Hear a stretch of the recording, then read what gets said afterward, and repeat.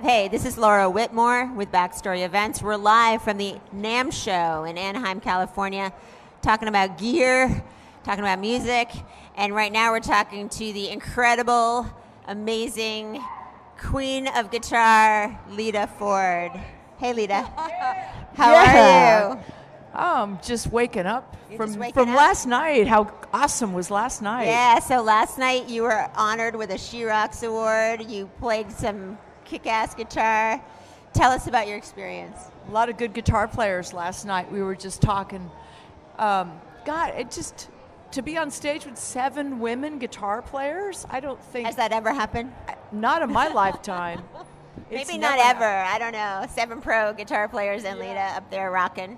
Yeah, and Marshall, they're so wonderful. Marshall amplification and Jim Marshall. I wish Jim Marshall could have been here to see. Yeah. I'm very proud.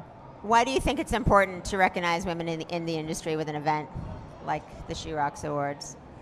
It's changing the face of music. It's changing the face of rock and roll. And we're becoming a huge part of that change. Yeah. You know, it's a universal language. There was one, Lisa Loeb, I believe it was, that spoke last night. I don't know her, so I don't know her last name, but different style of music. But she was trying to say that rock and roll is a universal language. She was trying to say that, and she was going around, kind of beating around the bush, looking for the right way to say it. Yeah. And I'm thinking it in my head, you know, it's like You're something like, hey, we can Lisa. Yeah. We're all in it. Yeah. So tonight you're presenting at the Tech Awards. Yes. Yeah. Yes. You are out there. So tell me, are there any engineers or producers that stand out to you throughout your career? Oh. I have a lot of people that I've worked with, and Mike Chapman, as a producer, was my favorite. He produced a lot of stuff for Tina Turner. Him and Holly Knight were songwriting partners. They wrote Simply the Best, Better Than All the Rest. I mean, what a great song. All those songs they wrote.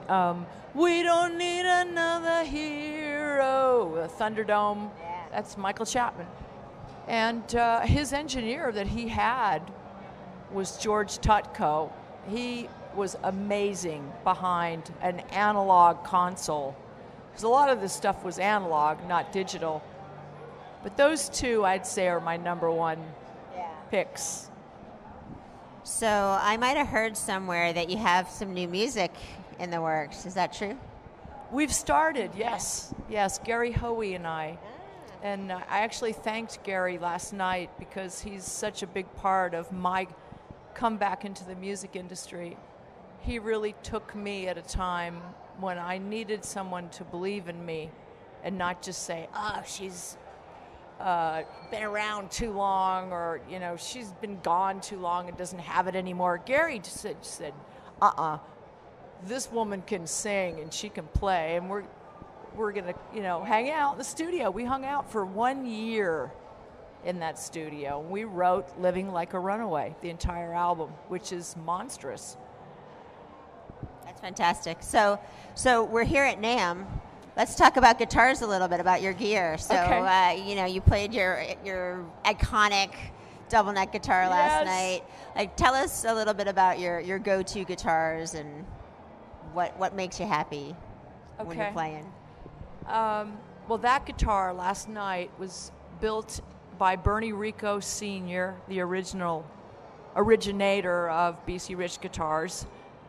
He used quite different techniques than the guitars that are built today.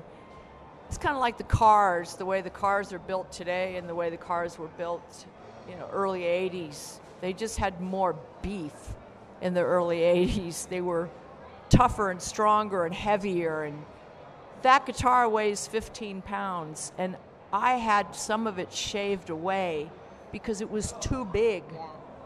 So it's an 81 guitar. It says, "We love you, Lita." And it's a prototype, and it says the date, That's awesome. Yeah. So 12 string on the top neck. It has a flanger and a phaser built into it. Little switches, you can switch them off or on if you want. And then the bottom neck, there's a preamp, and you just hit the switch, and you got a slamming 6-string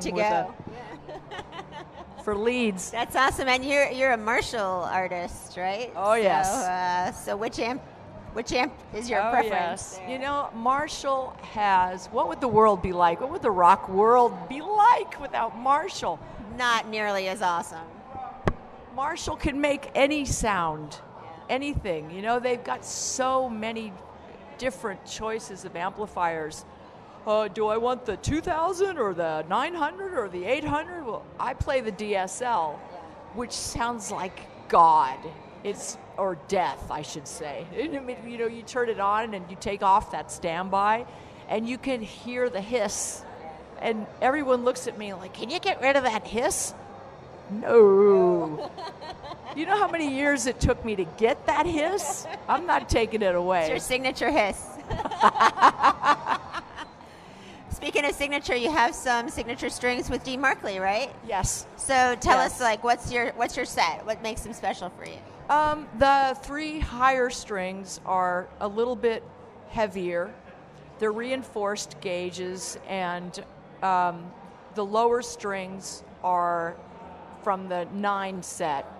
So you can really bend the high strings, because I'm a bendy person. I like the, just when you think you've bent enough, I like to push it over the top.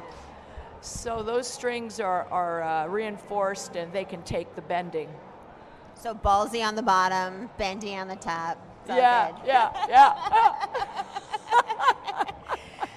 So you released a book last year, and what was the most satisfying part about getting your story out there into the universe? Oh my God, getting that book done and out. It took me 5 years to write that book. It was relentless. It almost killed me. But I had to tell the truth. I had to tell stories that I wanted people to know, that they just seem to go round and round and tell the same crap. It's like, dude, it goes beyond that. Tell the story. So I wanted to get that in my book. I wanted to talk about my family, because not a lot of people know about that. They're giving us the end we up got 2 minutes. coming back into the music industry, and here we are today. Yeah. You know? Well, welcome back into the music industry. Yeah. What can we expect from you in 2017, Lita? A new album. New album, lots of touring? Of course. I got to catch up with Lizzie Hale, who's in New Zealand, so. Yeah. I want Lita Ford to come to Boston so I could see you play live. Yeah, I love Boston. I'm waiting for you. All right, I got to go. Thank you so much. I love you Lita guys. Ford. All right. Thanks, Lita. Take care. All right, that was Lita Ford here on BackStory Events, live from the NAMM show.